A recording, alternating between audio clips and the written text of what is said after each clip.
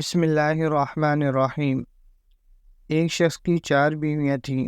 چوتھی بیوی سے وہ بہت محبت کرتا تھا اور اس کو بنانے سنوارنے میں ہر وقت لگا رہتا تھا۔ تیسری بیوی سے بھی وہ بہت محبت کرتا تھا کیونکہ وہ بہت خوبصورت تھی، جو اسے دیکھتا گرویدہ ہو جاتا، اسی لیے اس کو یہ خوف لگا رہتا تھا یہ کسی اور کی نہ ہو جائے، اس لیے اسے چھپا چھپا کر رکھتا تھا۔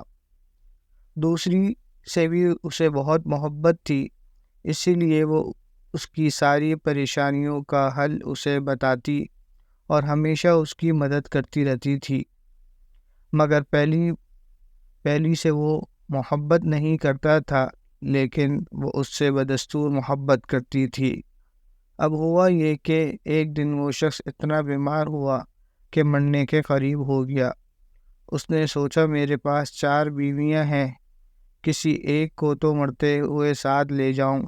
اس نے چوتھی بیوی سے کہا کہ تم میرے ساتھ چلو، میں نے تم پر اپنی توجہ دی اور اپنا مال بھی تم پر سب سے زیادہ خرچ کیا۔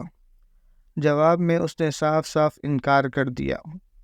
تیسری بیوی سے کہا تو اس نے جواب دیا کہ دنیا میں ابھی میرے چاہنے والے بہت ہیں، میں کسی کی بھی ہو جاؤں گی۔ دوسری بیوی نے کہا کہ میں صرف قبر تک تو ساتھ آ جاؤں گی، مگر اس سے آگے میں نہیں آ سکتی۔ اب یہ بڑا پریشان ہوا، اچانک پیچھے سے آواز آئی کہ میں تمہارے ساتھ قبر تک چلوں گی۔ اگرچہ تم نے کبھی میری طرف توجہ نہیں کی۔ جب اس نے پیچھے مڑ کر دیکھا تو اس کی پہلی بیوی تھی، جو عدم توجہی اور غذا کی کمی کی وجہ سے بالکل کمزور ہو چکی تھی، جس کے سبب قبر میں اس کے کسی کام کی نہ تھی۔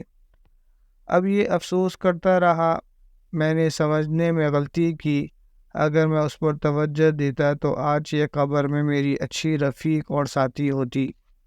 وضاحت: چوتھی بیوی سے مراد ہمارے اعضاء تھے، جن کو بنانے سنوارنے میں ہم لگے رہتے ہیں، مگر مرتے ہی یہ ہمارا ساتھ چھوڑ دیتے ہیں۔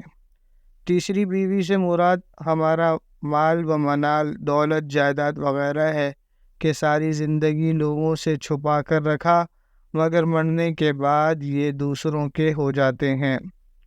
دوسری بیوی سے مراد ہمارے اہل و عیال، رشتہ دار اور دوست احباب ہیں۔ دنیا میں یہی لوگ ہمارے کام آتے ہیں، ہمارے مسائل حل کرواتے ہیں، ہم ان سے جتنی اور جیسی چاہیں مدد لیتے رہتے ہیں، مگر یہ لوگ بھی زیادہ سے زیادہ قبر تک ہمارے ساتھ رہتے ہیں۔ پہلی بیوی سے مراد ہمارے اعمال ہیں، جو قبر میں ساتھ جائیں گے، لیکن ہم نے ان کی طرف توجہ نہ دے کر قبر کی حقیقی دوست، رفیق اور ساتھی سے محروم ہوئے۔